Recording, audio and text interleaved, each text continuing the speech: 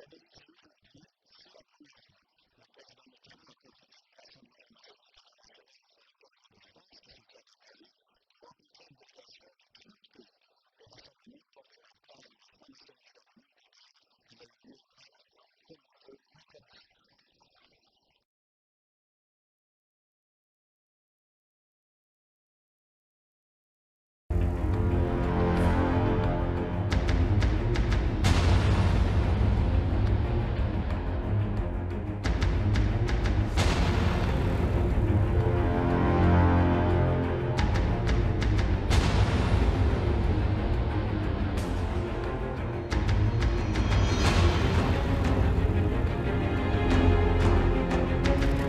1981.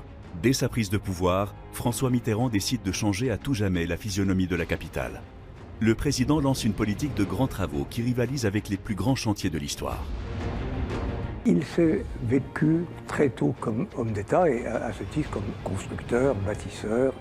Avec ces grands travaux, je pense qu'il voulait simplement s'inscrire dans le temps, dans la durée longue et dans l'histoire. Ramsès, François Ier, oui, je crois qu'il avait cette dimension.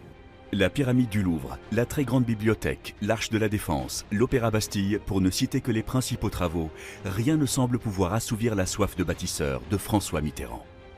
Il n'y a pas d'autre personnage que lui qui pouvait incarner ce rêve et cette vision. Nous allons enquêter pour savoir ce qui motive, pendant 14 ans, cet infatigable constructeur qui se voulait l'égal de Louis XIV ou de Napoléon. François Mitterrand a une dimension mystique qui n'a strictement rien à voir avec le comportement d'un certain nombre de ses successeurs.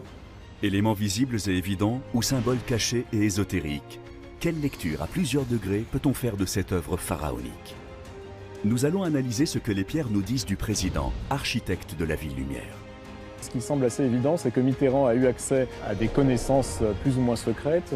Je pense que c'est le secret dans la transparence. Nous démontrerons que ces grands travaux font en fait partie d'un canevas global orchestré dans l'ombre par celui que l'on surnommera le Sphinx élyséen. Tout est entremêlé, le symbolique, l'ésotérique, le politique, l'esthétique. Et quand on ne comprend pas, ça veut dire qu'il y a quelque chose à comprendre. Parce que justement, plus un savoir est caché, plus il vous offre le pouvoir.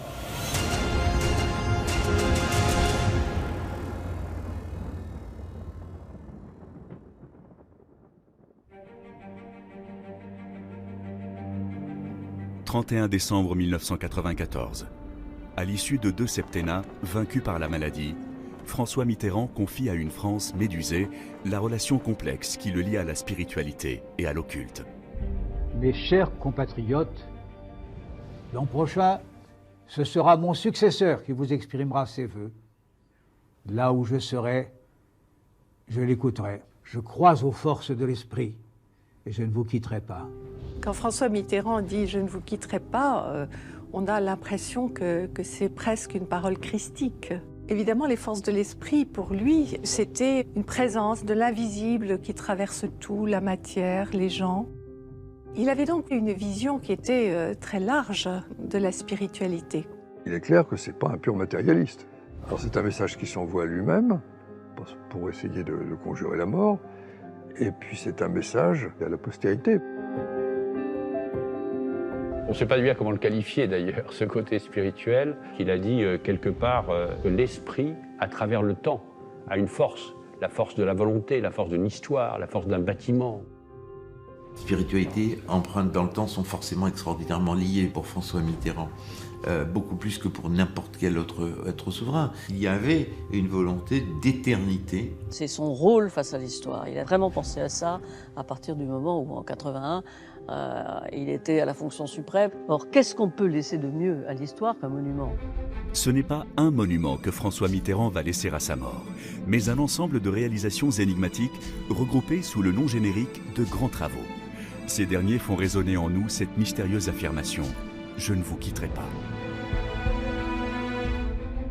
C'est vraiment un chef d'État qui joue au monarque. Donc tout de suite, je me sens prêt au architecte, je tranche, je dessine ou j'arbitre. C'est un bel architecte, c'est une phrase des années 70. On l'a ressorti dès lors qu'il est devenu président de la République et qu'il a révélé son désir de grands travaux. C'était pas un programme à soumettre aux Français, c'était pas la retraite à 60 ans, c'était pas la décentralisation, c'était pas l'installation des banques. C'était lui, François Mitterrand, laissant sa trace dans l'histoire à travers les grands travaux, mais au-delà d'un programme électoral. C'est une forme déterminante du pouvoir. Écoutez, je me suis beaucoup promené dans Paris.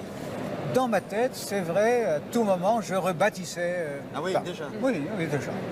Bon, je ne pensais pas que j'en aurais l'occasion. Ouais. Mais quand j'en ai eu l'occasion, je ne l'ai pas raté. Et pour preuve, dès sa première conférence de presse, le nouveau président annonce le début à marche forcée des grands travaux. Ça vient très tôt, au mois de décembre 80, donc un peu plus de 6 mois après son élection. Comme si ça allait de soi, comme si ce n'était pas une annonce surprenante et nouvelle. Je pense qu'il y avait pensé depuis longtemps. Vous imaginez que, en l'espace de quelques semaines, nous décidons la construction d'un nouvel opéra, le doublement du budget de la culture, la construction de la Tête Défense, la construction de la Cité de la musique, la rénovation de 1000 bibliothèques et de plusieurs centaines de musées. Il n'avait pas froid aux yeux. Au cours de nos investigations, nous allons nous rendre compte au travers des réalisations de François Mitterrand que rien chez le président n'est laissé au hasard.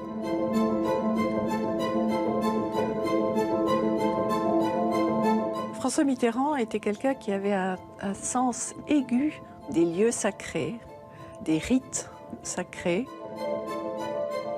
Il me disait, il y a des endroits dans lesquels on sent l'énergie, d'autres pas. Donc il y avait bien cette idée qu'il y a une géographie énergétique en France, dans Paris. C'était quelque chose qu'il percevait. Si on veut vraiment accéder à la signification authentique de Paris, telle qu'elle a été conçue à travers les siècles, il faut impérativement adopter un regard sacré. Je pense à Louis XIV, je pense à Napoléon, je pense à François Mitterrand. Il est évident que la symbolique des monuments faisait partie de leur projet originaire. L'histoire monumentale de Paris s'inscrit beaucoup dans le cours de la Seine. Et ce qu'a fait Mitterrand, le Louvre, la très grande bibliothèque, l'Opéra de la Bastille, tout ça c'est sur la Seine. C'est un peu l'élément structurant de son œuvre. Toute l'organisation des monuments de François Mitterrand le long de cet axe ou sur d'autres axes ne répond pratiquement pas à des considérations d'ordre utilitariste ou même esthétique. On est dans un plan parfaitement conçu pour organiser sur une base urbanistique quelque chose qui a tout à voir avec le symbolisme, avec des doctrines philosophiques, ésotériques ou magiques complètement occultées. Je me sens en communication avec les forces telluriques de ce qui fut toute l'histoire de la France. Rien ne m'en écarte, rien ne m'en a écarté, et c'est ainsi que je finirai. Cette phrase de Mitterrand prend une signification toute particulière à l'éclairage des monuments qu'il a érigés.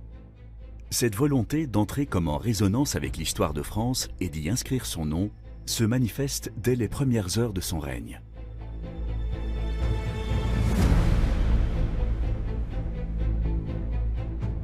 Le début de notre enquête nous emmène vers la pyramide du Louvre, le plus emblématique des grands travaux de François Mitterrand. Érigée à quelques pas de la Seine, comme jadis les pyramides égyptiennes le long du Nil, son implantation ne doit rien au hasard, ni à des préoccupations esthétiques. La pyramide du Louvre, c'est la réhabilitation de la Maison des Rois de France. Le Louvre, c'est quand même un monument qui a été modifié au gré des changements politiques.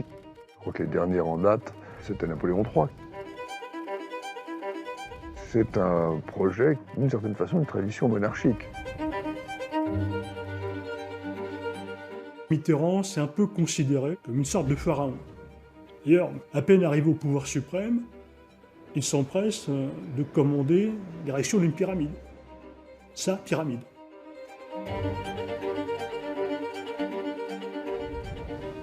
J'ai également pris la décision, mesdames et messieurs, sans vouloir désobliger personne, de rendre le Louvre à sa destination. Mais la destination première du Louvre, ça n'a jamais été d'être un musée. C'est un palais royal.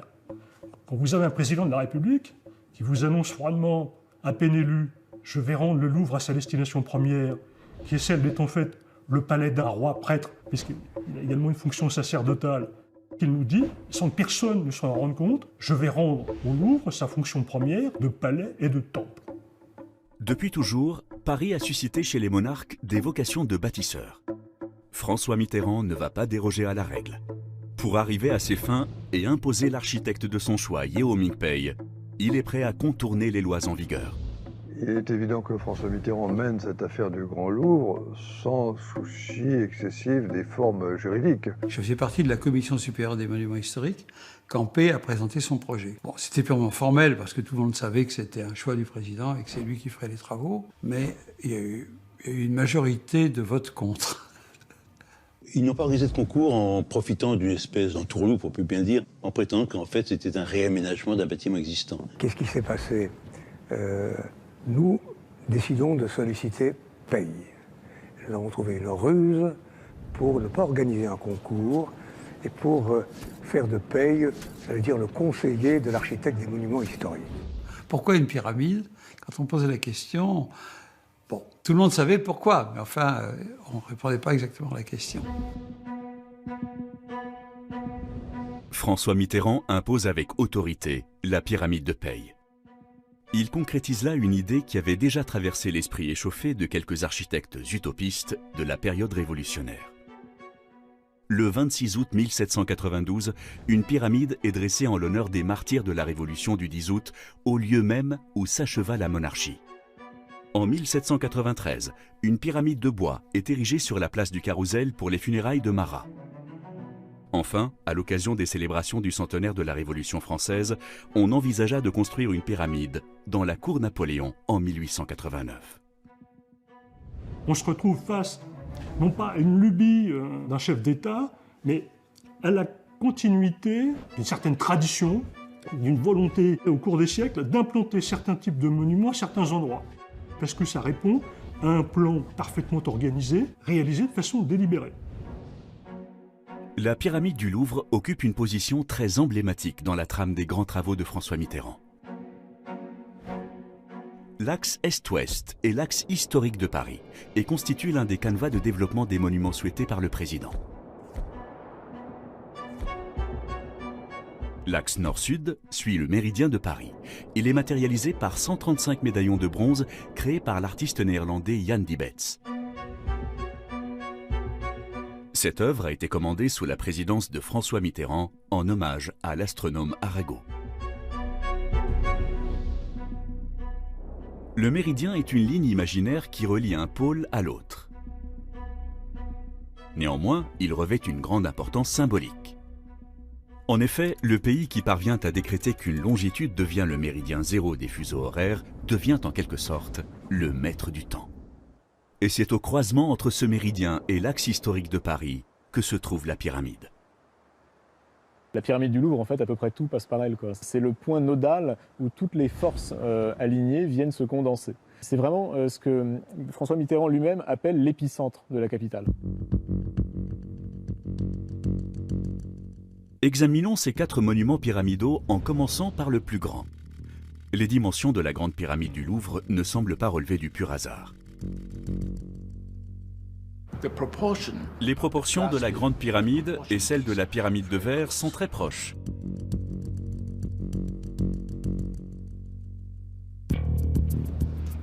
Pourquoi? La section d'or, le triangle d'or qu'ils ont exploré, sont encore pour moi valides aujourd'hui. J'ai eu beau essayer plusieurs formes, plusieurs hauteurs, je suis toujours revenu aux proportions du nombre d'or des Égyptiens. La base rapportée à la hauteur donne le nombre d'or. Terme mystérieux pour les néophytes, ce nombre se retrouve dans la majeure partie des monuments prestigieux, et ce depuis des siècles.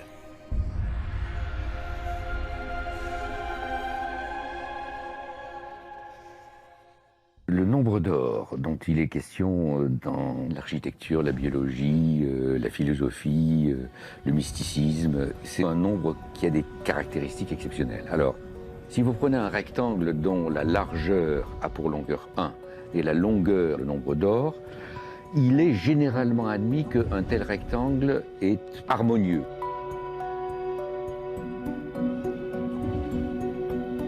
Si j'enlève un carré, j'obtiendrai un rectangle qui a la même proportion. Et c'est comme ça qu'on construit petit à petit la spirale d'or. C'est une réflexion sur l'ordre, en fait, le nombre d'or, avant toute chose.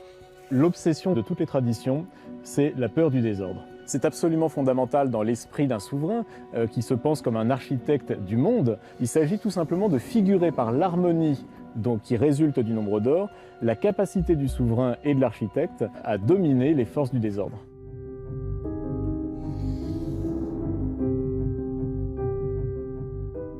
Si les mathématiques permettent de révéler l'omniprésence du nombre d'or dans les proportions des pyramides du Louvre, c'est maintenant vers l'astrologie qu'il faut se tourner si l'on veut comprendre la disposition du site. On a conçu tout autour de la pyramide du Louvre une série de 7 bassins. Quand on les regarde du ciel, on se rend compte que ça correspond parfaitement à un horoscope. Cet étrange schéma correspond en fait en astrologie à la représentation ancienne d'un thème astral sur lequel est indiquée la position des astres à un jour et à un emplacement donné. Dans l'eau de ces bassins sur laquelle se reflète la voûte étoilée, apparaît alors une véritable représentation de la carte du ciel sur la Terre.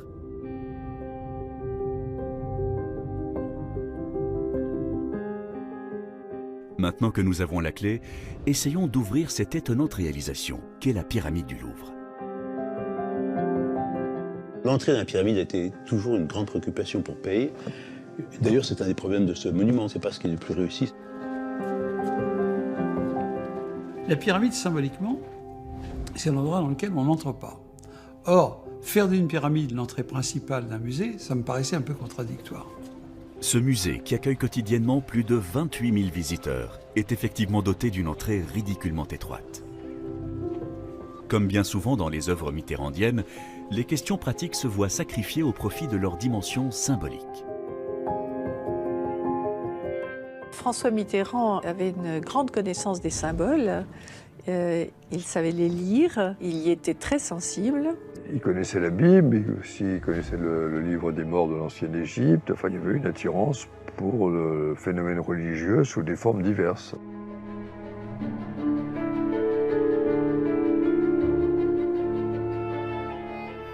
C'était quelqu'un qui avait une grande perspicacité et une grande épaisseur spirituelle. Cristallisé sur des symboliques comme les pyramides, ça paraît tout à fait logique dans une pensée mitterrandienne.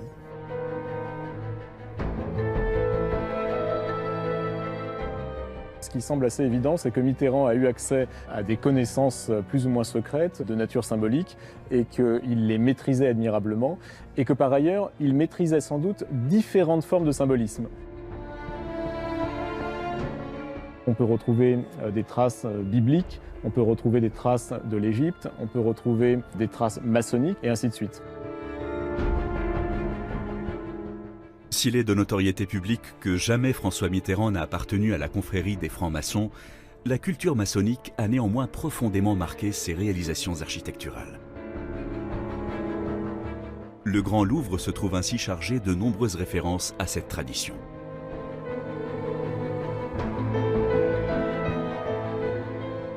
La configuration même du musée n'est pas sans rappeler celle d'une loge maçonnique, à commencer par son orientation. Le cours du soleil est important, puisque les temples classiques, si on lit Vitruve, ils sont orientés. Alors vers l'Orient, c'est le soleil levant. L'existence même des 3 pyramidions qui entourent la Grande Pyramide peut se rattacher à l'univers maçonnique. Leur présence évoque les 3 fenêtres grillagées destinées à éclairer la loge et que l'on retrouve représentées sur le tableau de l'apprenti franc-maçon. Autre symbole troublant que nous révèle la pyramide du Louvre, la représentation d'une voûte de temple maçonnique parsemée d'étoiles à l'image d'un ciel nocturne que l'on peut contempler au travers des parois de verre. Le ciel du temple évoque la voûte céleste et on y retrouve les étoiles et en particulier l'étoile polaire. Les symboles maçonniques sont omniprésents et s'illustrent jusque dans la conception du grand escalier qu'empruntent les visiteurs pour accéder au musée. L'escalier hélicoïdal montre que quelque part il faut gravir les degrés pour atteindre la sagesse. Mais cet escalier peut aussi nous aider à descendre au centre de la Terre, au départ peut-être. Cette notion de verticalité d'ascension ou de descente se manifeste également en sous-sol par la présence d'une pyramide inversée. La pointe de celle-ci rencontre le sommet d'une autre sans qu'elle ne se touche pour autant, comme pour rappeler que ciel et terre ne se rencontrent jamais.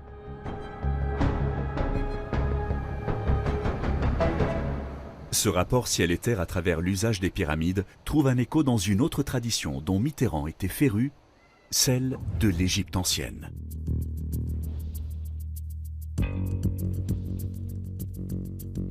Les Égyptiens appelaient les pyramides la demeure d'éternité. Au sein de cette pyramide, le roi se régénère, il devient un être de lumière et la pyramide est un escalier que le pharaon va franchir pour atteindre les étoiles impérissables.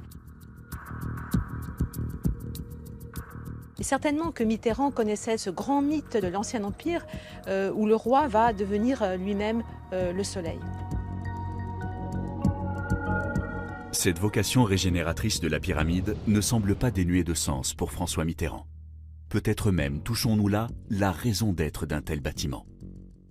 Lorsque François Mitterrand, en septembre 1981, annonce ce projet de Grand Louvre, il vient d'apprendre qu'il a un cancer de la prostate et qu'il a un cancer métastasé dans les os. Donc, logiquement, il a une espérance de vie très courte, à peu près 3 ans. En imposant l'édification d'une pyramide, le président a-t-il voulu s'offrir une demeure d'éternité? Cette pyramide vient en effet sceller le lien qui unit le Louvre aux constructions égyptiennes. Le Grand Louvre agit comme un miroir du site Karnak-Luxor. En observant les plans des deux constructions, la demeure des rois de France et celle des pharaons de l'Égypte ancienne se superposent harmonieusement, avec le même décalage de 6,33 degrés que nous retrouverons plus tard dans notre analyse.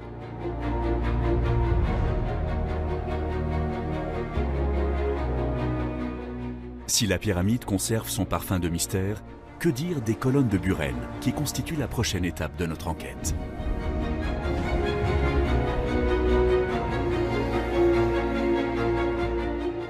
Obsédé par la perspective de revisiter les hauts lieux de l'histoire de France afin d'y apposer sa griffe, le président n'a reculé devant aucune polémique pour imposer les goûts de Jack Lang, jamais avare d'une tentation moderniste.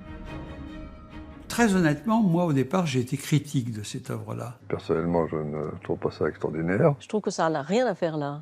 Il aura suffi de quelques cylindres pour créer la polémique. Tout autour du chantier des Jardins du Palais Royal où Daniel Buren a installé son œuvre, la discussion va bon train. Mais que ce n'est pas du tout fait pour être dans ce cadre. Ce qui est grave, c'est ce que nous livrons quand même à ceux qui vont venir derrière nous. Buren a fait une erreur, une seule. Il aurait dû mettre des grandes palissades, on n'aurait rien vu. Ah non, mais les polémiques, tant mieux. Non, au contraire, ces polémiques nous donnaient un tonus supplémentaire. En dépit de la vindicte populaire, une fois encore, la volonté de Mitterrand s'est imposée non sans s'affranchir de toutes les règles en vigueur. En témoigne son ministre de la Culture d'alors, François Léotard, héritier du dossier initié par Jack Lang. Je ne l'aurais pas fait là, à cet endroit-là. Et à cet endroit-là, je considère qu'il fallait s'entourer de beaucoup de garanties, et notamment de l'avis des commissions compétentes. On est passé outre toutes ces commissions, je crois que c'est une grave erreur. Pour essayer de comprendre le sens de cette installation, il nous faut étudier de près cette œuvre qui s'intitule « Les deux plateaux ». Elle se compose de 260 colonnes tronquées, en marbre rayé de noir de hauteur variable, disposées sur une sorte de damier. Le premier plateau est formé par les sommets de ces colonnes, tandis que le second, en dessous, est parcouru par une rivière souterraine.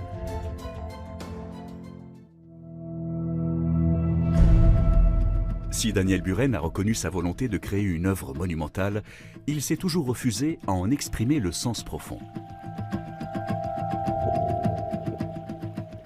Il y a plusieurs choses. Il y a l'idée de faire des colonnes qui sont en écho aux colonnes classiques du XVIIIe siècle. Il y a l'idée d'introduire la rythmique classique des bandes noires et blanches, ici, de Buren.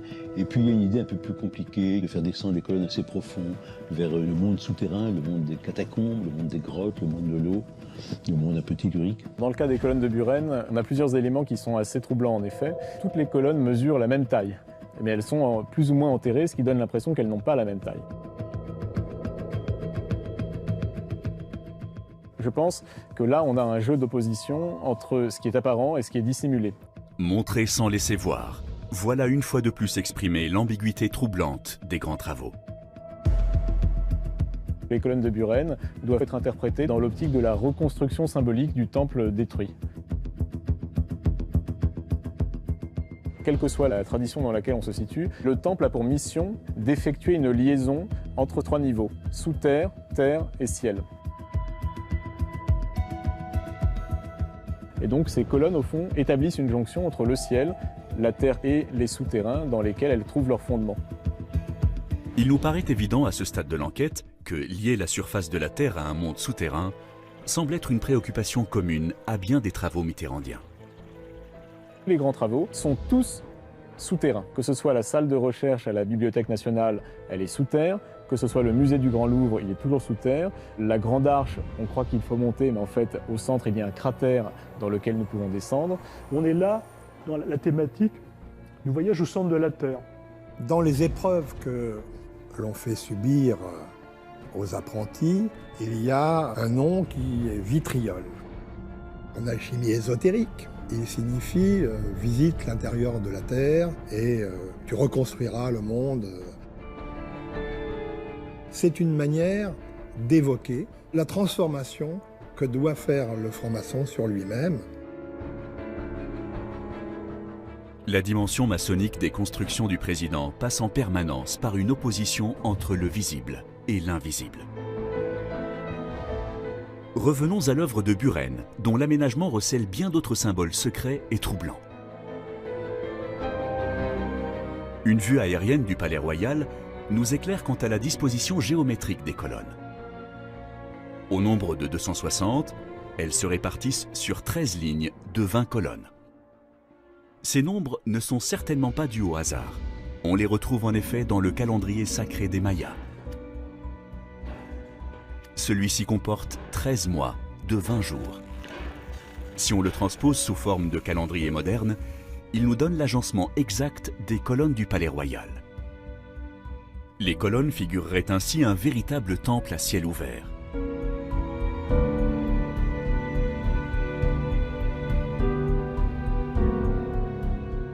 Cette révélation admise, il est encore plus surprenant de retrouver sur le sol parisien certains aspects du site de Chichen Itza et son fameux palais des 1000 colonnes auquel l'œuvre de Buren fait écho. Tout comme à Paris, ce centre religieux maya comporte également une pyramide, un terrain de jeu de balles et un observatoire. On y trouve même un temple des guerriers assimilable au temple de la Madeleine, dédié à l'origine à la gloire de la grande armée de Napoléon. Et tout cela dans un même périmètre. Par ailleurs, la présence d'une rivière symbolique souterraine résonne elle aussi comme une réponse à celle qui coulait sous les temples antiques, et notamment le célèbre fleuve Alphée de la mythologie grecque. L'idée du calendrier prend pour nous toute sa crédibilité lorsque l'on connaît l'obsession de François Mitterrand à l'égard du temps. Ce fameux temps qu'il voulait marquer de sa griffe, mais qui lui était compté. Cette préoccupation pour le temps se manifeste grandement par l'urgence dans laquelle ont été décidés et mis en œuvre la plupart des grands travaux. Nous nous rendons compte que, dans bien des cas, ils ont été menés comme une véritable course contre la montre. Dans la réalisation de ces grands travaux, il y a plusieurs éléments qui vont entrer en ligne de compte pour hâter le processus. Il y a d'abord le fait que François Mitterrand sait que le temps lui est mesuré. Et puis il y a aussi, en filigrane, l'anniversaire de la Révolution de 1789. Même s'il se plaît à endosser le rôle d'un souverain, François Mitterrand n'en demeure pas moins président de la République. En célébrant avec faste le bicentenaire de la Révolution française, il manifeste l'étendue de son pouvoir. Parmi les objectifs que François Mitterrand a à cette époque, il y a l'idée d'être l'architecte, en quelque sorte, de ces célébrations de l'anniversaire de 1789. François Mitterrand a sciemment utilisé la thématique révolutionnaire, qui est un alibi pour justifier l'injustifiable. C'est le prétexte pour lui de lancer de nouveaux travaux pharaoniques, dont le point d'orgue sera l'inauguration le 13 juillet 1989 de l'Opéra Bastille. L'Opéra Bastille, on peut penser que c'est un rêve un peu idiot, et d'ailleurs ça n'a pas vraiment marché en tant qu'opéra populaire, mais l'idée de ne plus assujettir l'opéra au faste bourgeois paraissait légitime. Ce qui a été alors complètement raté, indépendamment d'un aspect architectural, c'est la vocation finalement de cet opéra, parce qu'il était quand même destiné à l'ouvrir à un public très large. Quand on voit le prix des places et ce que c'est devenu, on a complètement perdu cet objectif. L'Opéra de Bastille, pour moi, personnellement, c'est une erreur. C'est une erreur urbaine, c'est une erreur architecturale. On a tortueusement bricolé un espace impossible à réaliser pour un architecte, et on le ressent.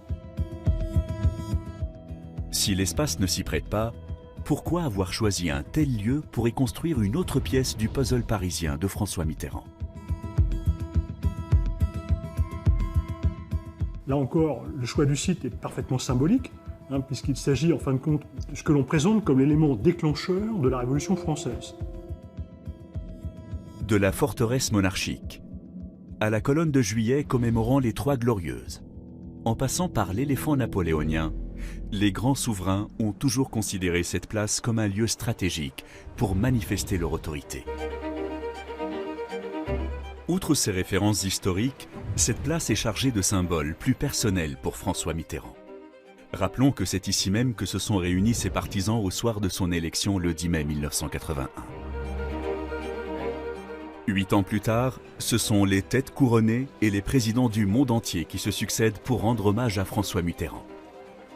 Le public venu admirer ce nouvel opéra, prétendu populaire, est une fois de plus tenu à l'écart.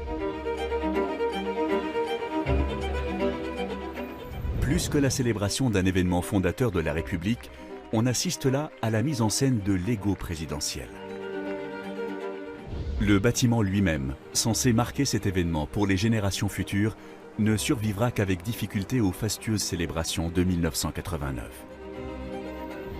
L'Opéra Bastille est déjà en danger. Inauguré en 1989 d'un coût de 2,8 milliards, sa façade est en train de se fendiller. Il y a eu quelques problèmes. L'Opéra Bastille a vu ses pierres se dégrafer et tomber. Donc il a fallu mettre sous filet pendant 10 ans, ça fait pas mal de rire. On va faire plaisir au monarque. Le monarque est pressé, on va s'activer. Donc on va prendre un peu moins de temps sur les travaux. Le monarque veut ce marbre-là, donc on va passer un coup de fil à Bercy. À mon avis, un certain nombre d'erreurs de conception, de précipitation, de dépassement budgétaire sont dues aussi à cette mise sous tension, qui est assez effrayante, de l'architecte par le monarque.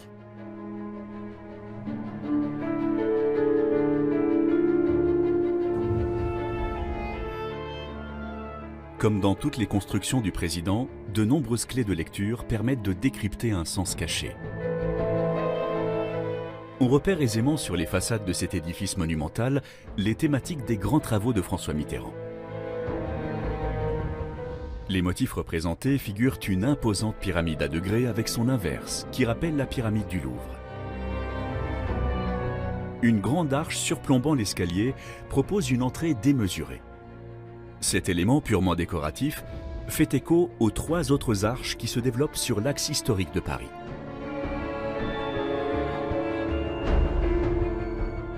L'arche de forme triangulaire, forme hautement symbolique chez les francs-maçons, évoque le plateau derrière lequel les officiers de loge sont amenés à s'exprimer.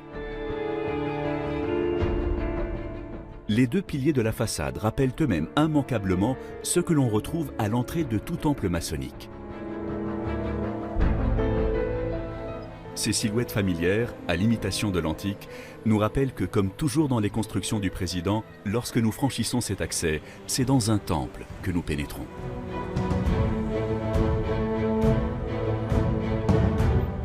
Si l'Opéra Bastille commémore en fanfare le 14 juillet 1789, d'autres œuvres énigmatiques, en marge des grands travaux, ont vu le jour sous la présidence de François Mitterrand. Parmi celles-ci, le monument des droits de l'homme tient une place singulière en raison du nombre et de la richesse des symboles qu'il véhicule. De façon stupéfiante, il se révèle également être un précieux jalon d'un axe sur lequel on retrouve, une fois encore, des lieux chers à François Mitterrand. La Grande Arche, l'Observatoire et le socle de la statue d'Arago, traversé par le méridien de Paris et comportant un de ces discrets médaillons installés en 1994.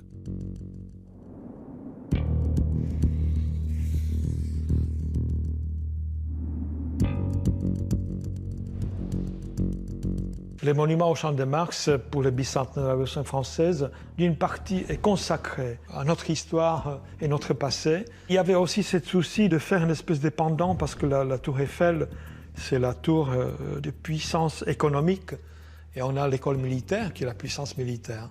Alors la seule chose qui manquait dans l'histoire de Champ de Mars, c'était un monument qui porte une espèce de spiritualité. Bien qu'il s'agisse d'une commande de la mairie de Paris, François Mitterrand s'est officieusement impliqué dans toutes les étapes de la réalisation de cette œuvre.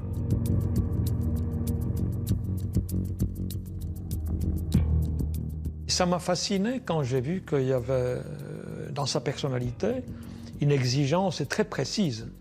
Ce n'était pas simplement quelqu'un qui voulait juger les projets, mais qui avait envie de vivre avec les projets. Il venait, il voyait, il voulait voir, il touche, il prenait les sculptures, il se déplaçait, il aimait les détails, parce que ça l'a fasciné. Il faisait des choses qui sont peut-être assez surprenantes pour un président de la République, de s'approcher d'une pierre, de poser ses mains dessus et de rester en silence là. Il me disait, mais cette pierre, c'est de l'énergie, ce sont des atomes qui dansent.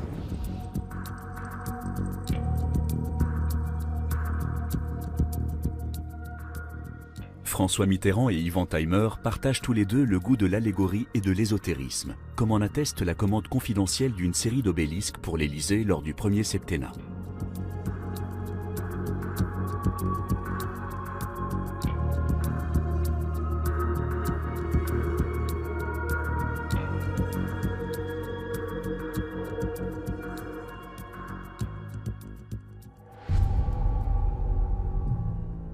Je pense que sur ce monument, on peut voir plusieurs choses. Il y a tous les symboles relatifs à la Révolution. Beaucoup sont à travers la franc-maçonnerie, puisque à l'époque de la Révolution, la franc-maçonnerie a joué un rôle considérable. Il y a des symboles solaires également sur la création du monde. L'encastrement des obélisques dans la façade résulte de la pensée égyptienne. L'obélisque, et c'était le point de référence entre le ciel et les pensées des hommes. Imagerie révolutionnaire, référence aux dieux de l'Antiquité, symboles maçonniques, tous les thèmes récurrents des constructions mitterrandiennes abondent et s'entrechoquent ici dans une accumulation ésotérico-symbolique.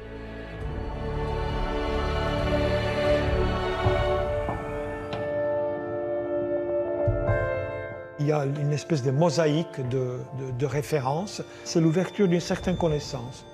Mais cette connaissance, à l'instar de nombreuses réalisations mitterrandiennes, n'est pas accessible à tous. L'intérieur du monument, invisible pour le public, réserve de nombreuses surprises. Sur le sommet du monument, il y a un oculus circulaire. Et on a calculé le moment où le soleil entrant par cet oculus toucherait une partie intérieure du temple au moment du solstice d'été. Et là, à l'intérieur, mais personne ne le voit, il y a un bas-relief qui rattache, si vous voulez, la déclaration de l'homme à l'éternité cosmique.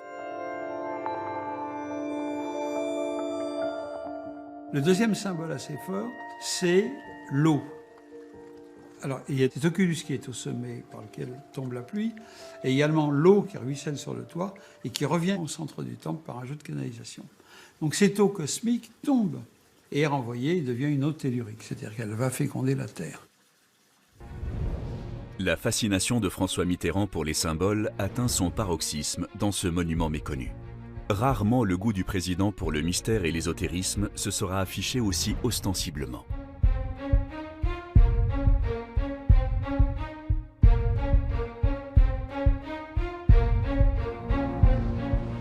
La célébration de la Révolution française de 1789 donnera néanmoins lieu à des constructions bien plus imposantes.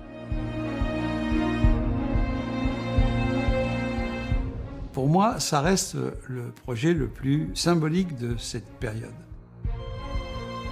Ce projet porte vraiment l'empreinte de François Mitterrand sur le choix de l'architecte et sur la nature de la réalisation.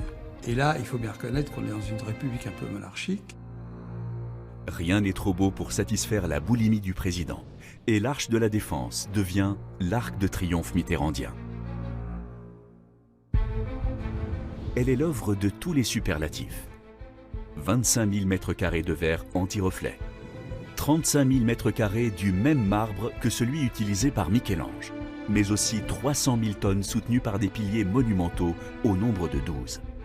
Elle culmine à 110 mètres, une hauteur qui permettrait d'abriter en son sein la cathédrale Notre-Dame de Paris. Mais revenons sur la raison d'être d'un tel édifice. Le quartier de la Défense est quelque chose qui s'est construit de façon très chaotique. On construit une tour, et puis après on en construit une autre, et puis ça s'échelonne dans le temps.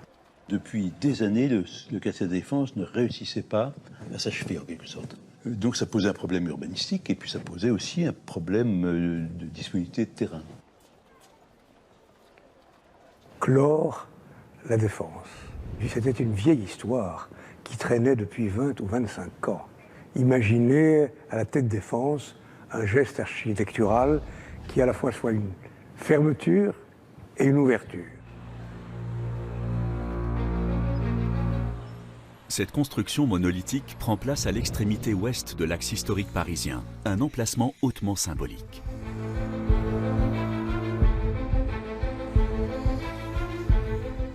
Elle est peut-être la dimension la plus ésotérique, avec cette étrange volonté de faire perspective entre l'arche du Carrousel, l'arc de triomphe. Pourquoi cet alignement parfait? François Mitterrand avait à la fois conscience, bien sûr, et souci de dessiner ce grand axe, qui pour le coup est royal. On pense à Versailles, à une autre époque. Vous voyez bien combien un bâtiment comme l'Arche rattache la Défense à une histoire traditionnelle, à un Paris presque éternel d'une certaine façon. Cette voie royale, déjà enrichie par Catherine de Médicis, puis par le roi Soleil Louis XIV et Napoléon, se voit achevée par François Mitterrand avec la Grande Arche. Le président se place aux côtés des plus grands souverains bâtisseurs de l'histoire de France. Un curieux détail quant à la disposition de la Grande Arche attire cependant notre attention. La Grande Arche est construite sur les boulevards circulaires et sur les couloirs du RER. Donc tous les architectes confirment qu'il fallait légèrement décaler pour des contraintes techniques le monument. Cela étant dit, on a réussi à le rendre conforme en fait, au décalage symbolique de 6 degrés 33 qui était observé au Louvre pour la pyramide. Ce même décalage de 6 degrés 33 s'observe à la fois dans l'orientation de la Grande Arche et dans l'angle que forme l'axe historique aux abords de la pyramide du Louvre. Hasard ou coïncidence?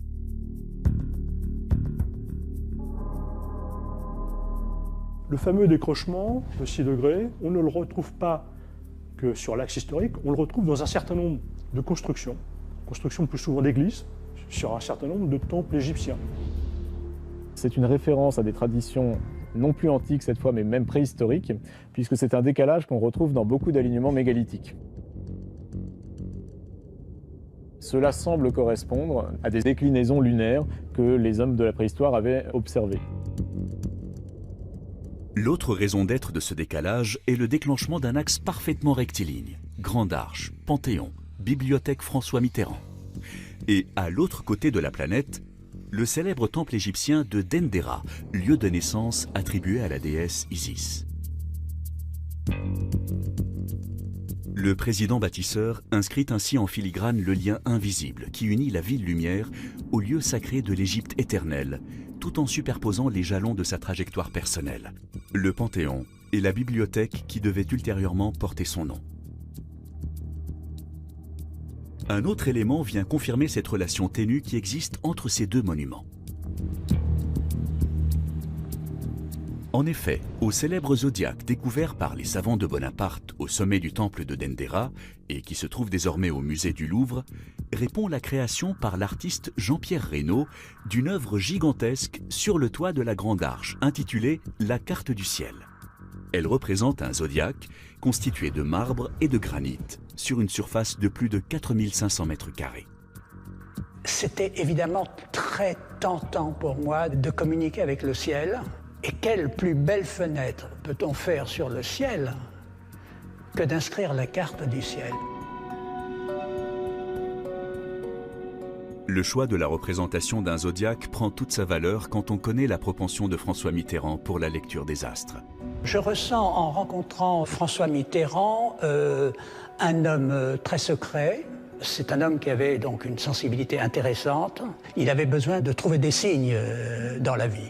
Et je pense que le zodiaque du haut de l'Arche de la Défense correspond quand même assez bien à cette forme de spiritualité assez introvertie peut-être, assez secrète.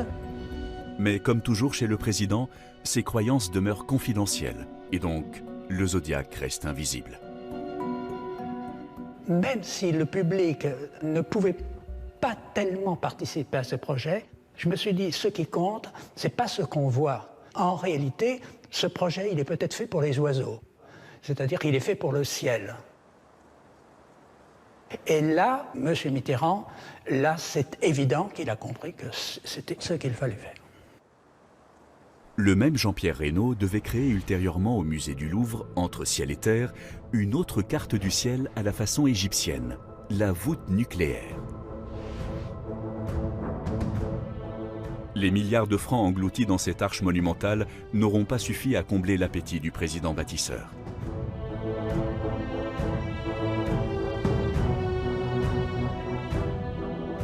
Il verra encore plus grand pour son œuvre testamentaire, la très grande bibliothèque.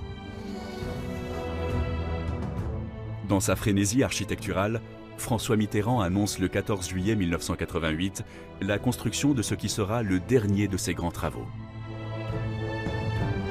Je veux que soit entreprise la construction et l'aménagement de l'une des ou de la plus grande et de la plus moderne bibliothèque du monde. Et refaire la bibliothèque d'Alexandrie? La grande bibliothèque, bon, c'est lui qui l'a voulu. Mais c'est vrai que c'était un projet emblématique pour lui, pour quelqu'un dont toute la culture a été basée sur des livres. C'est vrai que c'était important de faire une cathédrale du livre, en quelque sorte.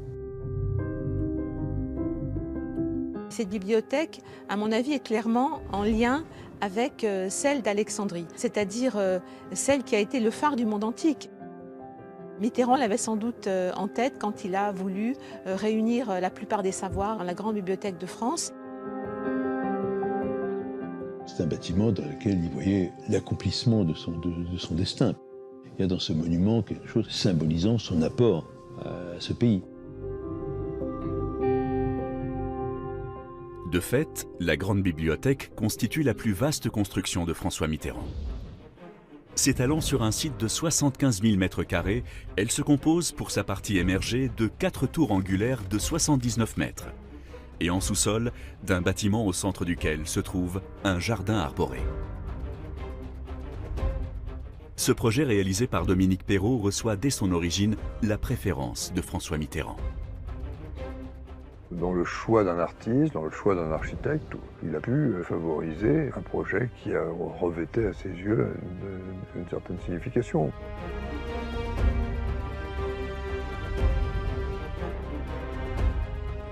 Il y allait excessivement souvent avec l'architecte. Et il s'intéressait aussi au devenir de ce quartier. Il se projetait dans un monde où il ne serait plus. Comment serait l'Est parisien quand je ne serais plus là? Il y avait quelque chose, oui, cette quête d'éternité qui était assez forte, d'autant qu'il savait qu'elle s'appellerait la bibliothèque François Mitterrand.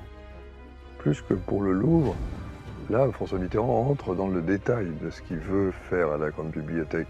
C'est lui, par exemple, qui impose cette idée de faire une sorte de cloître avec un jardin au milieu, ce qui a posé quand même de très grands problèmes techniques, dans la mesure où il peint, ça ne pousse pas dans des pots. Il a fallu, pour réaliser cette lubie présidentielle, transplanter plus de 130 pins soigneusement choisis et recréer tout un écosystème forestier.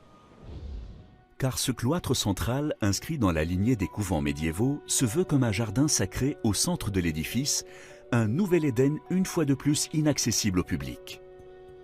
Un symbole de l'espoir utopique d'un retour à l'âge d'or, temps béni de la mythologie, où les dieux se mêlaient aux hommes.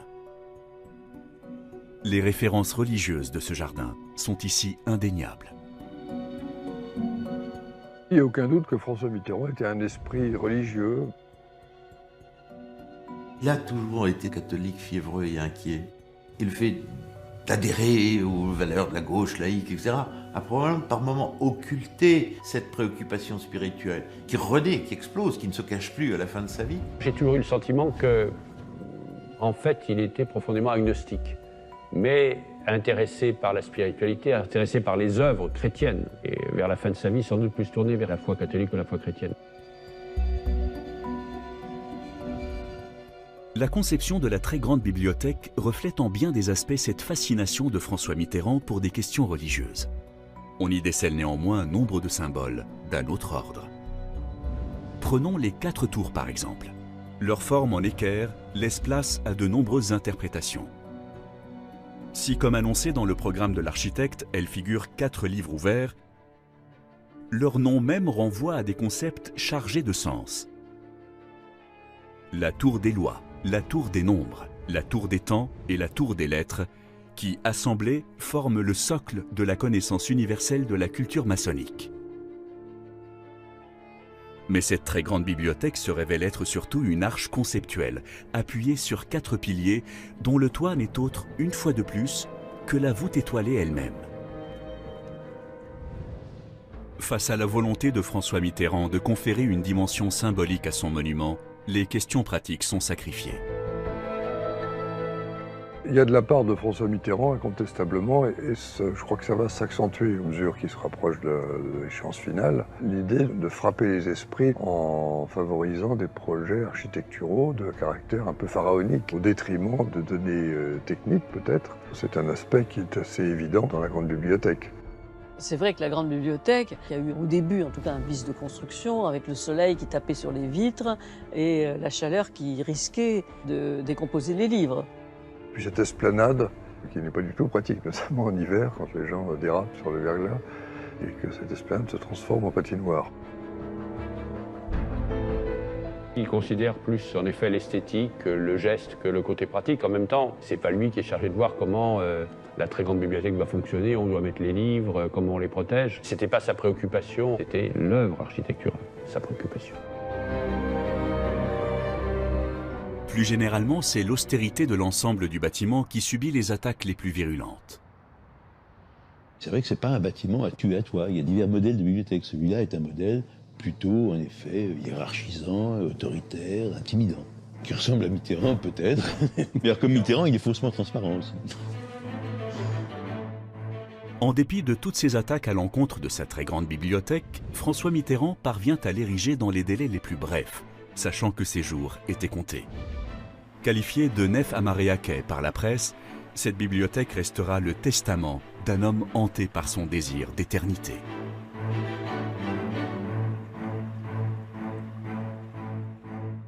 Il existe une autre œuvre crépusculaire, encore plus symbolique, dont la discrétion n'a d'égal que le mystère qui entoure sa conception. La barque solaire. Cette sculpture se cache dans les jardins du château de Rambouillet, à seulement quelques kilomètres de Paris. François Mitterrand a posé le sceau du secret sur cette barque solaire. En tout cas, l'omerta est toujours de rigueur quand on pose la question. Alors il y a une statue qui est troublante, c'est la barque solaire de Rambouillet. Vous la connaissez? Non. C'est étonnant ça. Non, non. Vous la connaissez? Non, je ne sais pas, je ne sais pas. Vous ne la connaissez pas ou... Peut-être que si, mais je ne peux pas vous en parler savamment, je ne sais pas. Curieuse réponse lorsqu'on sait que l'œuvre résulte d'une commande du ministère de la Culture. Alors quel indicible secret renferme cet étrange monument?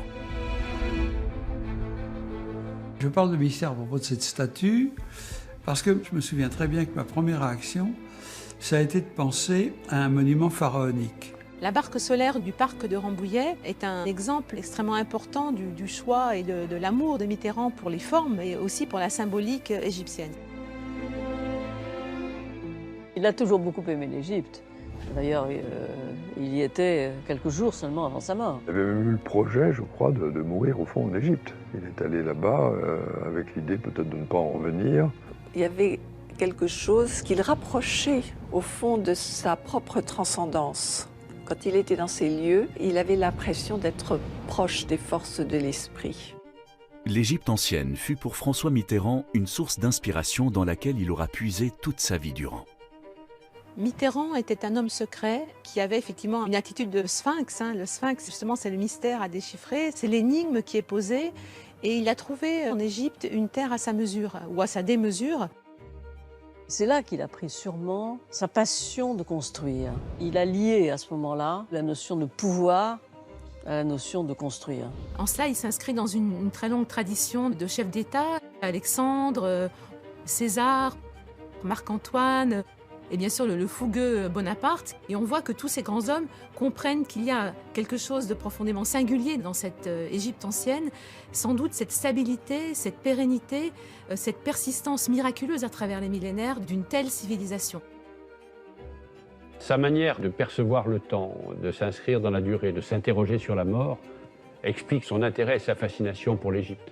C'est vraisemblablement dans cette perspective que François Mitterrand commande une barque solaire au sculpteur tchèque Karel Zlín. Que nous montre cette étrange sculpture? Dans la mythologie égyptienne, un personnage navigue sur une barque funèbre, le regard tourné vers l'ouest. En dépit de son aspect hautement allégorique, les traits de ce personnage nous semblent étrangement familiers. Il est aussi signifiant que Mitterrand ait commandé une barque solaire avec un homme qui lui ressemble en tout point. Les traits sont évidemment mitterrandiens. À la différence de beaucoup d'autres, Mitterrand s'est souvent fait portraiturer, statufier, etc. Il prend la pose, il a poussé à ses représentations à travers les âges. Et là aussi, il y a quelque chose d'un peu monarchique, dernier des Capétiens. Comme pour la pyramide du Louvre, la très grande bibliothèque ou l'Opéra Bastille, on retrouve ici cette quête d'immortalité de François Mitterrand. Le choix de se tourner vers ces rites égyptiens n'est en rien innocent.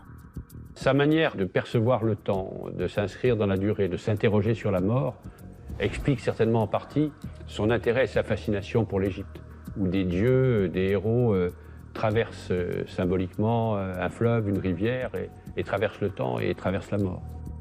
On peut se demander si dans la statue que Mitterrand a voulu, si on ne retrouve pas cette symbolique du passage vers la mort. Cette idée dont il parle souvent. Comme dans bien des mythologies, la barque revêt un sens déterminé dans l'Égypte antique. Ce sens n'a bien entendu pas échappé au président. Cette barque est importante parce que c'est la barque du soleil qui permet de transporter le corps du défunt sur le Nil vers l'ouest, là où il va être inhumé. Il est à l'image du soleil, c'est-à-dire qu'il va passer dans le ciel, il va traverser les heures du jour, se régénérer et devenir un être de lumière. C'est une très belle symbolique et je pense qu'elle n'a pas échappé à François Mitterrand.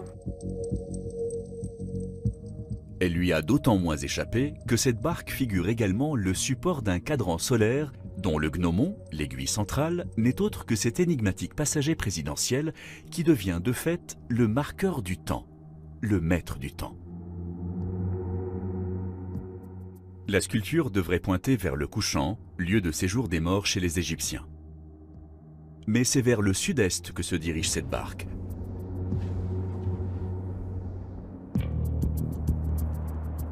Dans l'axe précis des temples d'Abou Simbel du grand Ramsès II. Tel un pharaon égyptien, François Mitterrand regarde au loin, vers les rives de son éternité. Ce rêve ultime en partie réalisé grâce aux grands travaux.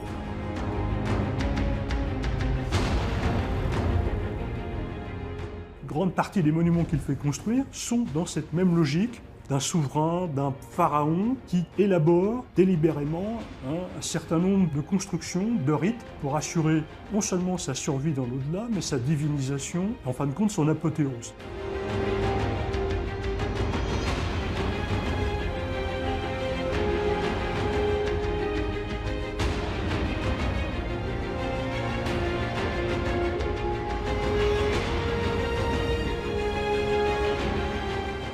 Au terme de notre enquête, il semble que les Français aient offert, sans réaliser leur véritable portée, les grands travaux qui ont permis à François Mitterrand d'accomplir sa vision de bâtisseur dans la ville lumière. Les dépenses faramineuses qu'il aura fait peser sur les budgets de l'État n'auront d'égal que sa détermination à laisser derrière lui une marque indélébile de son règne. Tous ces monuments énigmatiques, mêlés de subtils jeux d'alignement, de correspondance avec l'Antiquité et de résonances occultes, sont autant d'autels et de temples célébrant sa religion secrète, sa gloire terrestre et son immortalité. En 14 années de règne, François Mitterrand s'est inscrit dans la longue lignée de ses pharaons, de ses rois prêtres, de ses empereurs mystiques qui se voulaient dépositaires de l'autorité divine, mais dont les jours étaient comptés.